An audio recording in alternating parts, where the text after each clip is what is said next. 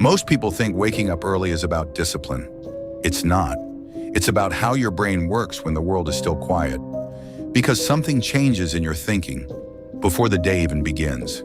And if you understand that, you stop forcing productivity and start creating it naturally.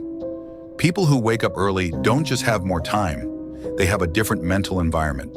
No noise, no urgency, no one asking anything from them. And that changes how the brain operates. So let's break down what actually happens. When you wake up early, your brain isn't overloaded yet. No constant inputs, no fast decisions, which means your thoughts are slower, clearer, more intentional. That's why ideas feel easier in the morning. Not because you're smarter, but because your brain isn't reacting yet. It's leading. Right after you wake up, your brain is in a highly adaptive state. This is when your attention system is still being calibrated. It hasn't locked into patterns yet. That means the first type of activity you engage in sets the baseline speed of your brain. Fast, fragmented input, like scrolling or switching, trains your brain to expect constant novelty. And once that expectation is set, anything slower starts to feel uncomfortable. That's why deep work feels hard later. Not because it is, but because your brain was trained for speed, not depth. But if you start with focus, single task thinking, planning, or quiet work, your brain locks into a slower, more stable rhythm. You're not just starting your day.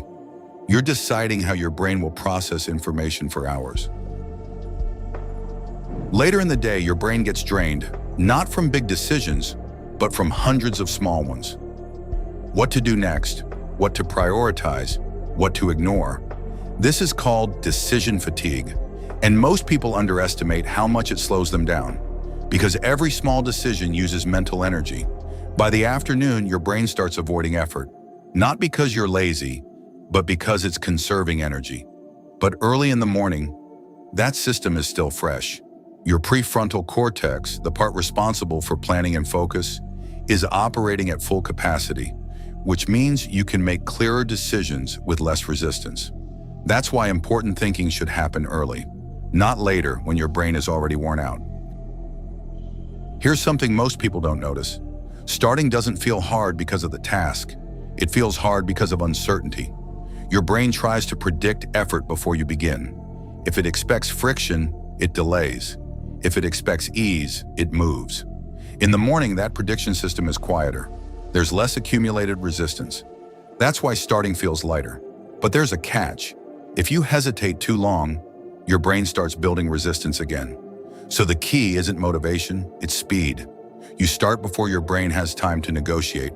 Open the task, take one action, and that breaks the loop. Because once you begin, your brain shifts from thinking mode into execution mode. Most people start their day by consuming information, content, noise, and that puts the brain in a reactive state. But early risers often do the opposite. They think, they plan, they build, and that creates a completely different mindset. You start the day in control, not catching up. So it's not really about waking up early. It's about what waking up early gives you: a quiet brain, clear decisions, low resistance, and control over your attention. That's what changes your thinking. And once you experience that, you stop asking, should I wake up early? And start asking, what am I doing with that time? If you want to take control of your focus and your time, subscribe to Max Harrison, because here we don't rely on motivation. We build systems that actually work.